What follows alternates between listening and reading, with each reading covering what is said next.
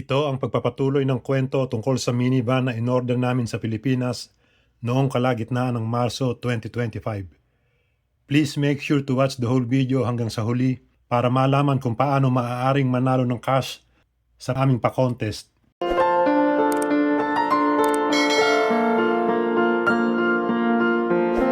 Pero bago tayo magpatuloy, balikan muna natin saglit ang nakaraan. Siguraduhin napanood ninyo ang previous video para mas lubos na maunawaan ang mga pangyayari. Isang araw bago ako lumipad pabalik ng UK, pumunta ako sa Ben2Q shop sa Valenzuela para tingnan ang progreso ng unit. Halos tapos na ito at hinihintay na lamang ang pagdating ng registration papers and plates. Binigyan ko ng malinaw na instructions ang builder sa pag-deliver ng unit sa aking authorized representative kapag kumpleto na ang lahat. Nag-request rin ako na regular akong i-update tungkol sa status ng unit. Nangyari ito noong unang linggo ng Nobyembre 2025. Dumating ako sa UK para makasama ang aking pamilya para sa nalalapit na Kapaskuhan. Ang plano ko sana ay bumalik agad sa Pilipinas pagsapit ng Enero 2026. Pero hindi iyon natuloy. Sa halip, nakabalik lamang ako sa ikalawang linggo ng Pebrero. Habang nasa UK ako, hindi ako nag-follow up. Ganun din, wala akong natanggap na anumang update mula sa builder. 2 araw bago ang flight ko pabalik ng Pilipinas at saka ako kinontak ang builder para kumustahin ang unit, papers and plates. Noon ko nalaman na dumating na pala ang registration papers at mga plaka noong kalagitnaan ng Nobyembre as expected. Ang paliwanag ng builder kung bakit hindi niya ako naabisuhan ay dahil nanakaw daw ang kanyang cellphone. Pagdating ko sa Pilipinas, agad kong inayos ang delivery ng unit papuntang Laguna sa susunod na araw ng linggo. Ngunit wala ako noong i-deliver ang unit at hindi ko personal ng tanggap dahil nasa Benguet ako noon para sa isang hiking. Sa wakas, matapos ang 11 buwang paghihintay mula nang umorder kami noong kalagitnaan ng Marso 2025, naihatid na rin ang unit sa kalagitnaan ng Pebrero 2026. At makalipas ang ilang araw, dumating na rin ang pinakahihintay kong sandali. Ang makita, ma-check at ma-test drive ang aming minivan. I've seen a lot of change, been through a lot of pain. Some things are not the same as they were a year ago. Ang aming unit ay isang DA64W. Sporty, automatic transmission, and 4x2 turbo. Basic lang ang setup at di naman ako after sa aesthetics. At ang pinaka-importante sa akin ay ang functionality. But all will be okay, I move on each and every day. The past is where it stays, way back a year ago. Sangayon sa builder, ang size ng gulong ay 14 at original from Japan. Pati ang mags. May spare tire na nasa ilalim sa likuran ng unit.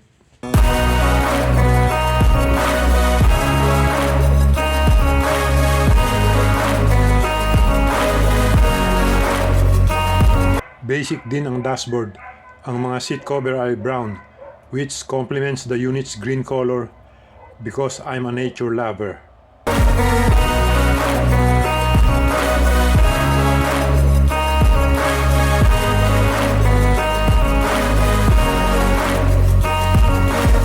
I ain't going back, I'm not falling.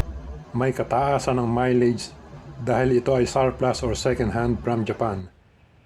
Pero maraming mga builder ang nagsasabi na huwag mag-alala dahil nire-recondition nila ang mga unit pagdating sa Pilipinas. Isa pa, maganda ang mga road condition sa Japan, walang mga lubak o bako-bakong kalsada at disiplinado ang mga Japanese driver. Kaya kahit mataas ang mileage ay nasa top condition pa rin ang imported Japanese cars. I'll push all my chips and call all in. I'll bet on myself, you keep stalling. Automatic ang sliding door sa bandang likuran ng driver. Pero sa kabila ay hindi.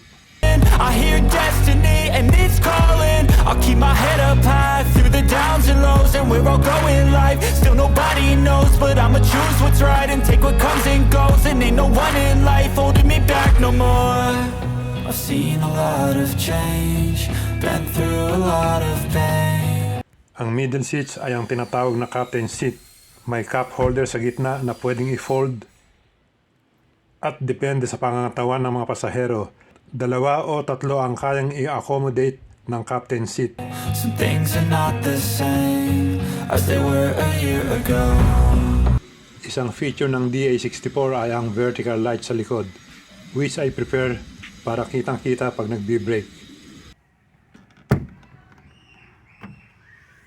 Napaka-spacious sa likuran at pwedeng lagyan ng 2 back seats, good for 4 passengers. But all will be okay. I move on each and every day. The past is where it stays. Way back a year ago.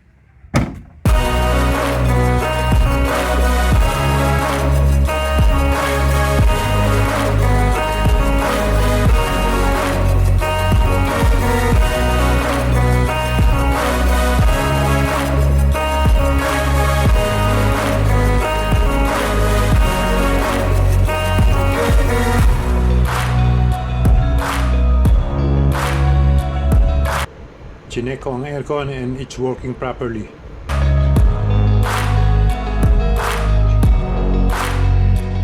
Pati na rin ang gear stick and brakes.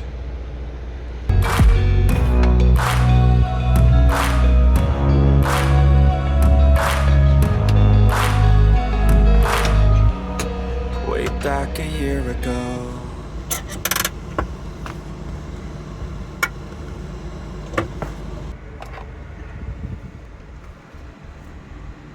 Inilabas ko na ang sasakyan para i-drive nang mapagtripan kong i-check ang windows. Lahat naman ay gumagana except yung sa driver's side. Later, na-discover ko na half press lang para gumana. Pinagtripan ko rin ang radio. Similarities and there's common ground that we have.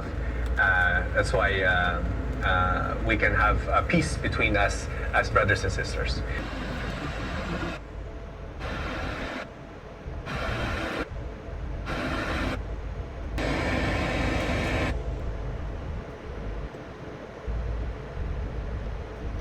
The smile that used to greet me right in someone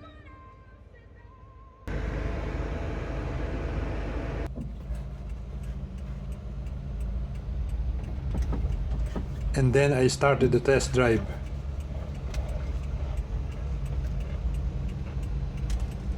Goods naman, walang lagutok at smooth siyang i-drive. This is my first time to drive again in the Philippines after 23 years.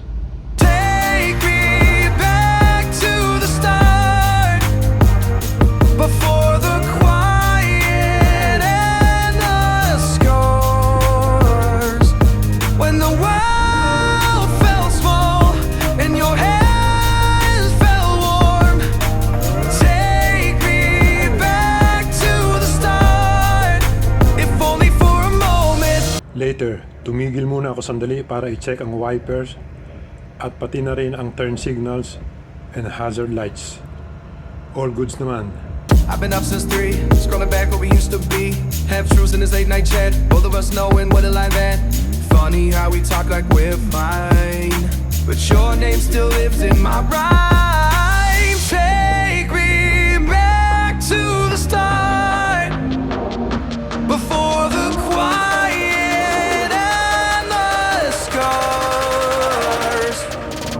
Take me back to the start, before the quiet and the scars, when the world felt small and your hands felt warm.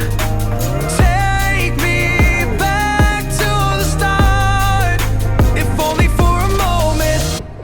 In-adjust ko rin ang date and time of the touchscreen stereo. If only for a moment. Then I continued my test drive. If only for a moment. Take me back to the start, before the quiet and the scars, when the world felt small and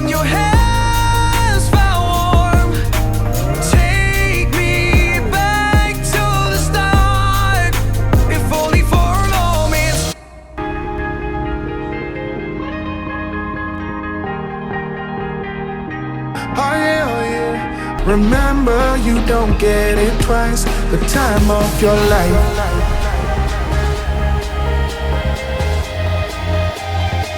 This is the time of your life. Remember, you don't get it twice. The time of your life. Hanggang sa mag-indicate na malapit nang mag-empty ang gas. Kaya ibinalik ko na ang sasakyan sa garahe. Pagbaba ng sasakyan ay napansin ko ang sariwang oil leaks sa ilalim ng unit sa tapat ng makina.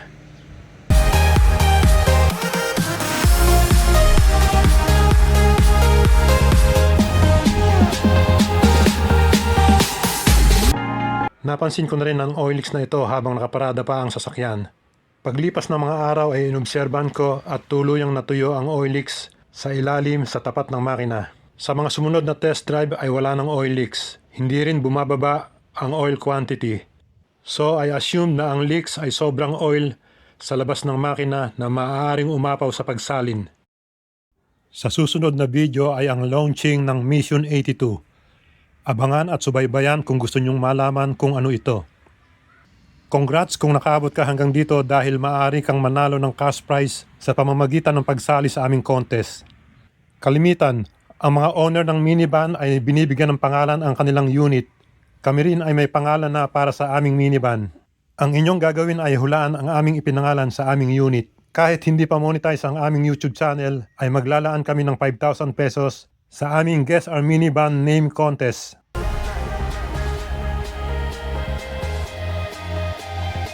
This is the time of your life. Remember, you don't get it twice. The time of your life.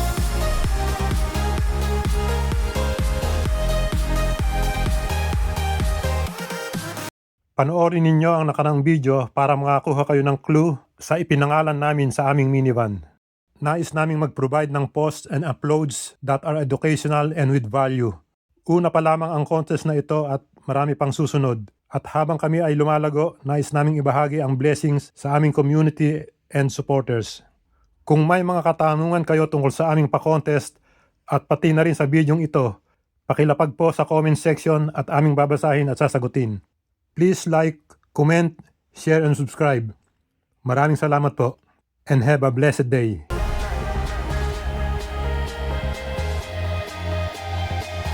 This is the time of your life.